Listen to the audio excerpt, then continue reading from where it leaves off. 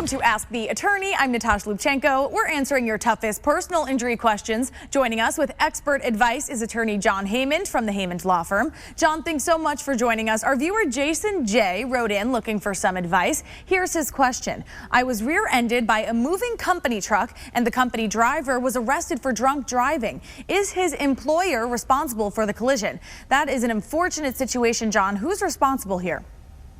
Well, clearly the operator of the vehicle is unequivocally responsible for this accident. Now the question is the employer responsible? And that's a question that truly deserves a lot of investigation. Now, one of the roles of the employer is to check the driving record of their employees. So if this person has numerous accounts of drunken driving in their background, clearly the employer would be held responsible and culpable.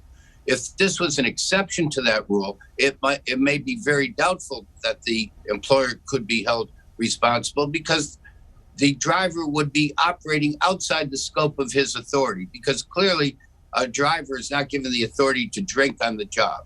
But ultimately, this would come down to a jury question, and this is a case that if it went this far, that we would have a duty to convince the jury that it was a regular and routine event. The employer knew about it or should have known about it, and notwithstanding, failed to do anything about it. Okay, there are a lot of factors at play here. Thank you, John, as always, for the insight. And if you have personal injury questions of your own, email them to asktheattorney@haymondlaw.com. For now, I'm Natasha Lubchenko, and we will see you next week.